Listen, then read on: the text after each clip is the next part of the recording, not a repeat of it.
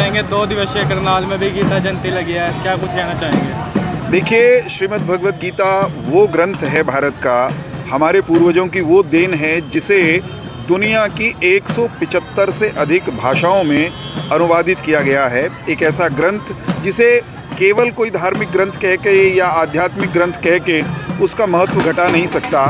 गीता जीवन का संगीत है, गीता जीवन जीने की कला का नाम है, गीता जीवन प्रबंधन का नाम है, गीता जिंदगी की साइंस एंड टेक्नोलॉजी का नाम है।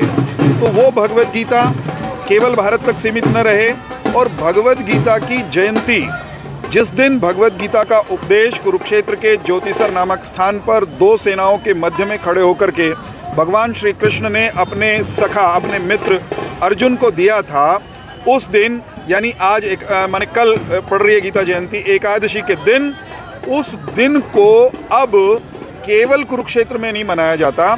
हरियाणा की सरकार ने मनोहर जी के नेतृत्व में गीता जयंती को राष्ट्रीय ही नहीं अपितु अंतर्राष्ट्रीय स्वरूप प्रदान किया है। हरियाणा मनाता है, हरियाणा का हर गांव मनाता है, देश के सभी हिस्सों में भगवद गीता की जयंती मनाई जाती है और केवल वहां तक नहीं, दुनिया के कई राष्ट्रों में भी गीता जयंती के कार्यक्रम होते हैं। हर साल किसी एक देश में तो होता ही है।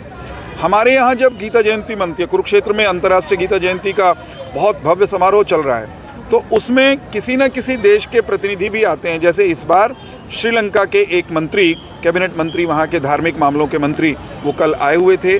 ऐसे ही किसी दूसरे राज्य के मुख्यमंत्री, किसी राज्य को भी हम बुलाते हैं। इस बार असम हमारा सहयोगी राज्य है अंतर्राष्ट्रीय गीता जयंती समारोह का, तो असम के मुख्यमंत्री हिमंत बिस्वा शर्मा जी की उपस्थिति उसमें रहने वाली है।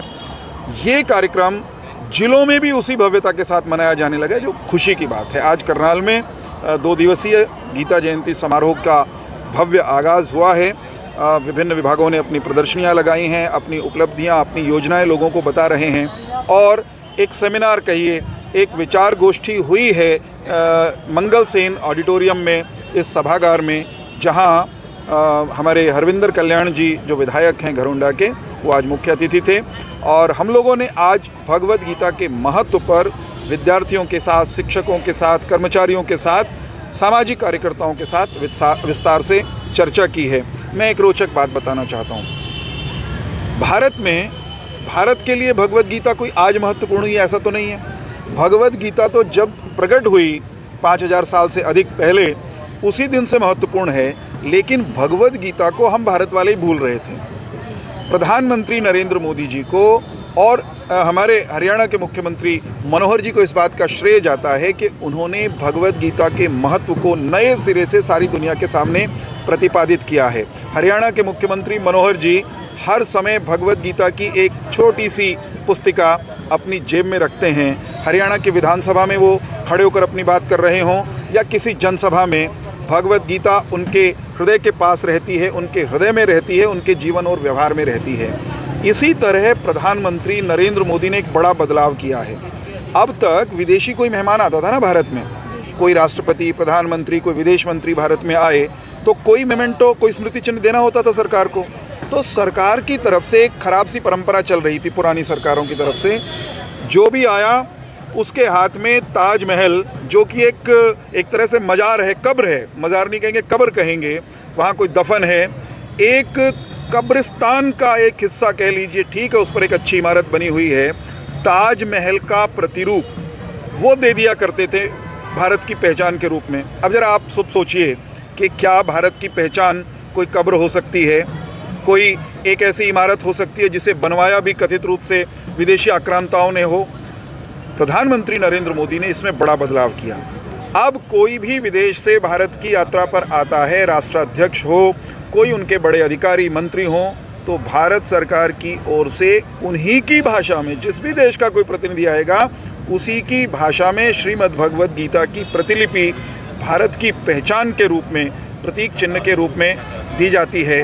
नरेंद्र मोदी दुनिया को गीता पढ़ा रहे हैं और भारत को भी भगवद गीता के मार्ग पर चलते हुए आगे बढ़ा रहे हैं। मैं इसको बहुत सुखद परिवर्तन मानता हूँ। कांग्रेस पार्टी ने आज रोज प्रदर्शन किया है, 144 सांसदों को निलंबित किया, इसको आप कैसे देखते हैं? देखिए, कांग्रेस पार्टी प्रतिपक्ष का दल है, उनको पूरा अधिकार है कि वो रोष प्रदर्शन करें, लेकिन साहब मुद्दे तो ढूंढ लाइए, कोई काम की बात तो कहना शुरू करिए। केवल और केवल हल्ले के लिए हल्ला करना अगर कांग्रेस यूं ही करना चाहती है तो जितना अब तक के प्रदर्शनों से, जितना अब तक के हल्ले गुल्ले से कांग्रेस को फ़ायदा हुआ है, इस हल्ले गुल्ले से भी इतना ही हो जाएगा। देश की संसद के भीतर कामकाज न चले, संसद पंगु हो जाए, सब कुछ रुक जाए, कांग्रेस का षड्यंत्र ये है। हमने तय किया हुआ है कांग्रेस के षड्यंत्र को कामयाब नहीं होने देंगे। और मेरा तो ये कहना है कांग्रेस जितना मर्जी सड़कों पर उतर करके इस तरह के प्रदर्शन कर ले, जितना शोर मचाएंगे उतना खुद को एक्सपोज होते हुए पाएंगे। जिस पार्टी के इतने प्रमुख नेता, मैं राहुल गांधी से बड़ा उनके पास कोई चेहरा है क्या आज की तारीख में? राहुल गांधी को बेचना चाहते हैं?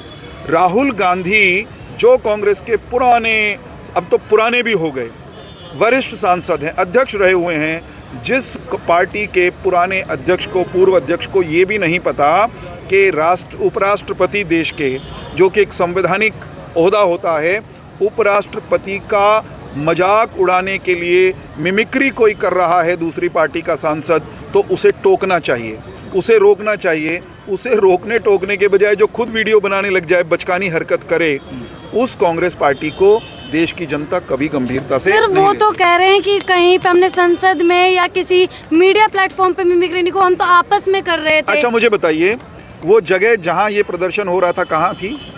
संसद भवन का परिसर ही था ना? जी जी। वो उनका घर नहीं था, उनका ड्राइंग रूम नहीं था, उनका कोई बंद कमरा नहीं था। फिर ऐसी हरकत करने वाले कौन लोग हैं? वो कोई छिछोरे, कोई गली में चलते हुए साधारण लोग नहीं हैं जो चुटकुले सुना लें, नाटक नौटंकी कर लें। चुने हुए सांसद, जनप्रतिनिधि, वे इस तरह का काम करें। और उससे भी घटिया स्तर की बात यह है कि कोई कर रहा था वो तो अपराधी है, उसके अंदर तो नैतिकता बची नहीं, उसकी वीडियो बनाई जा रही है। हरियाणा के सांसद दीपेंद्र हुड्डा खड़े होकर के मुस्कुरा रहे हैं। आपको मालूम है ना, अपने यहाँ कोई गली में गलत काम करने वाला दिख जाए, कोई किसी को गाली दे रहा हो, कोई भद्दा मजाक कर रहा हो, तो कोई भी उसको टोकता है सियाना आदमी, भाई रहन दे, न्यू नहीं करे कर दे। जी जी। ऐसा करने वाले को हमारे यहाँ सियाना माना जाता है। तो जो लोग इतनी भी सियानपत नहीं रखते कि गलत को टोक दें, और जो लोग उस गलत का हिस्सा बनते हैं वीडियो बनाकर, फिर उस वीडियो को कांग्रेस पार्टी के ऑफिशियल हैंडल से शेयर करते हैं, वो तो जब हल्ला हुआ देश में, निंदा और आलोचना हुई, फिर उसको डिलीट किया, तो वो लोग बच के नहीं भाग सकते। कांग्रेस पार्टी को, देश की जनता को, किसानों को, उपराष्ट्रपति जी ने कहा कि मेरा निरादर कर लीजिए, मेरे समाज का मत करिए, मेरी बिरादरी का मत करिए।